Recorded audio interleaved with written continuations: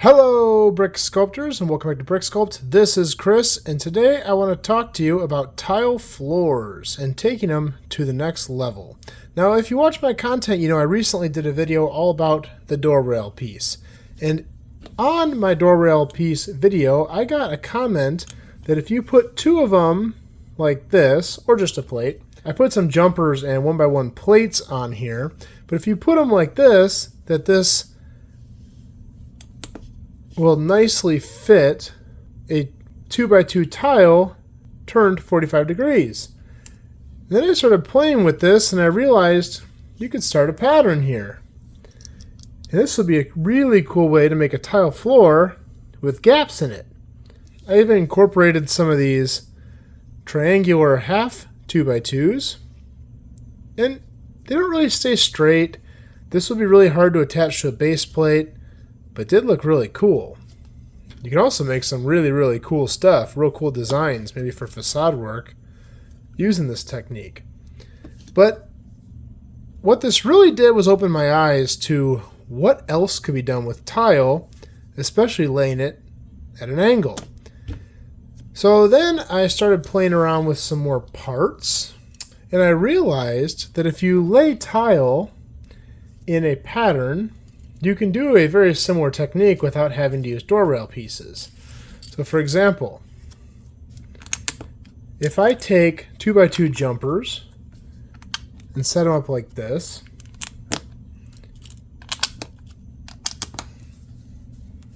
just like that, and then I take 1x1 plate and put them where they intersect,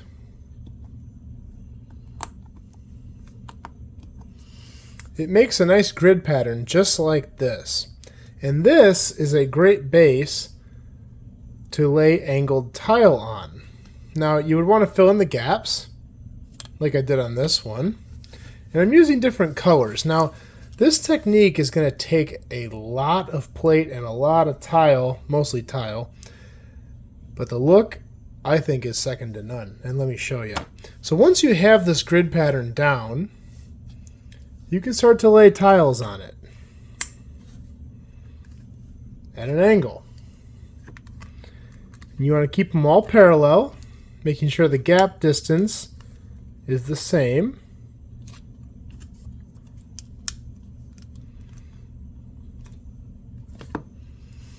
And I really like this gray with the medium nougat. This would be an awesome outdoor patio. If you're a castle builder, this would make a really cool castle floor. And you know, whatever you lay underneath is going to act as the grout or the dirt in between the pavers or the tiles.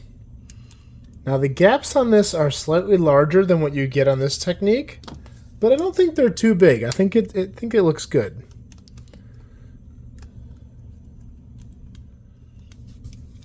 And you have to really pay attention to keeping all of these straight, because once some start to get off, it'll throw off the whole pattern, because then the next one gets off and the next one, and then they just don't look good.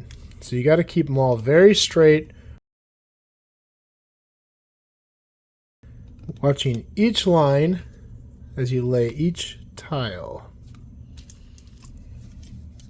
What do you think? Now, I know what you might be asking yourself. That looks really cool, but how do I incorporate that into a build? And that is probably the trickiest part of this. Now let's say this was an outdoor section of a courtyard or a backyard. You can always do a surround, you know, build up some angled tiles and just cover the edges, which I think looks awesome. But if it's interior, that's going to be a little trickier. Now the nice thing, if you're building on Mills plates, this actually isn't that tricky. It is going to take a lot of parts, but Mills plates are already boosted up, so you can lay this down in the ground and build on top of it, and I'll show you what I mean by that. So here I built up a couple more examples. There's also another way you can do this technique. If you don't want to use 2x2 jumpers, you can use 1x2 jumpers, and you have to lay them in a pattern like this. Now I did two colors. Number one, I ran out of sand green, so I did some dark gray. And number two, I wanted to show color variation because, like I said, the base is going to turn into your grout or the earth beneath your pavers. Another little trick, if you want to save parts, instead of using 1x1 plate, you can use these 1x4 plates that have the smooth center and studs on the outside. It'll save you a lot of pieces. So either way works, but just a little tip there if you want to reduce the amount of pieces you have to lay. So anyway, the way I've built this, I have it laid down.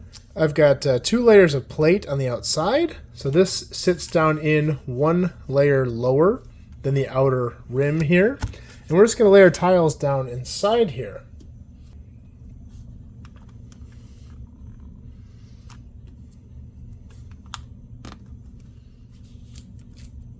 It's very important to keep everything very straight. And you're definitely going to have to really consider the size of what you want to build to make sure that everything is covered.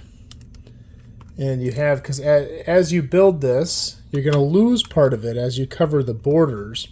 So you're going to need to build it with, keeping in mind the overall size at the end. And you may have a lot of overlap to get the right detail.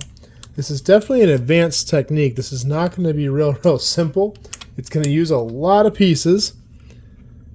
So it's definitely not for somebody who's Legoing on a budget, which is typically me. But I just build these for video and then I can take them apart, use them again.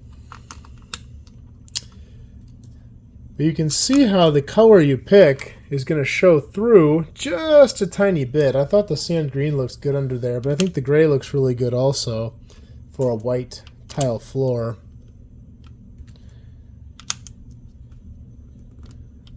And this would look good in maybe a business or a house.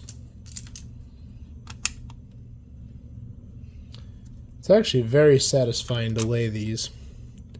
Just watching those perfectly straight lines come alive really is satisfying.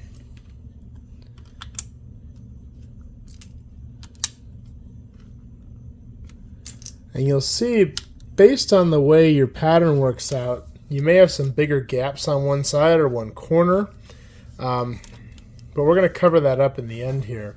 Over on this white side, I'm going to lay some dark tan tiles, but I'm actually going to do a little different technique, and I'll show you what I'm talking about here.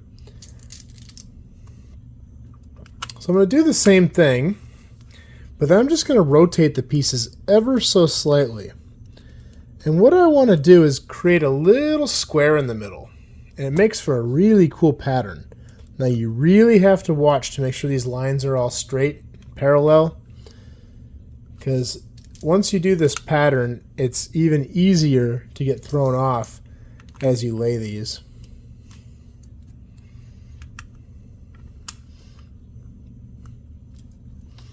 And of course, if you want to put minifigs or stuff on this, you can always, your furniture or whatever, you can always take 2x2 jumpers and just replace a tile with it.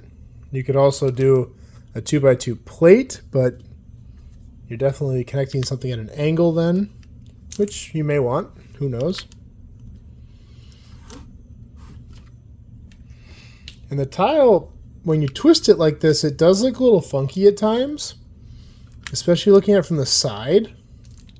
Once I lay it, although, I'll show you a top view, and then it makes sense. But it kind of looks like it's sloppily laid at first, but trust me, it comes together in the end. It looks nice.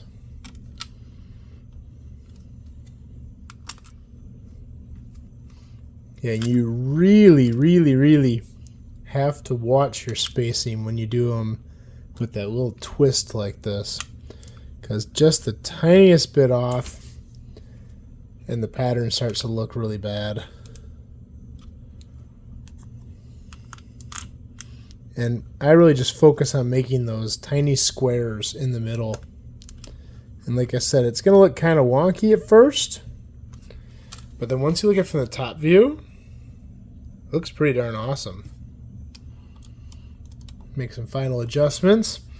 All right, now I have this recessed in here, so I need to cover the edges, and we're going to lose a lot of space on this. So if you're building the whole house, you'd have to make this pretty big and work your way in. got a whole bunch of dark blue tile here. The reason I selected that is Pick-a-Brick had these 3x3s, and 3x3s are exactly what we need to cover the edges here. So obviously I probably wouldn't use dark blue in a real setting, but that's what I'm using today.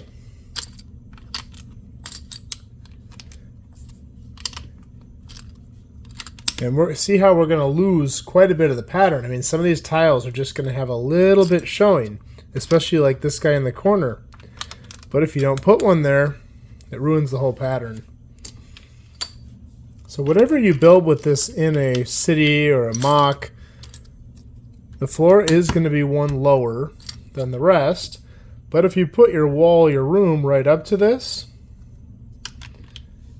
you really can't tell. You will have to step down into the house from the outside unless you perch the whole house up, which could be done, but you're going to have very thick walls.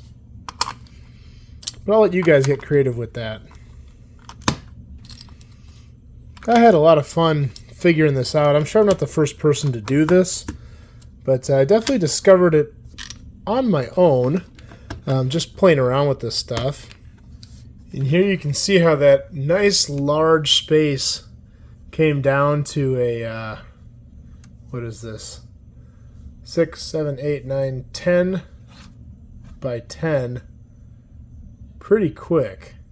But I think those look really cool, and that would make for a really nice mock. Well, I'm curious what you guys think, if you would use this in your own mocks or if you've seen this before. Be curious what other patterns you could do, if you could think of other pieces to do this with, maybe a little more intricate base, and try some other stuff out. So let me know below if you have any other ideas. If you like this video, please like and subscribe, because I'm going to do more just like this in the future, and we will see you next time.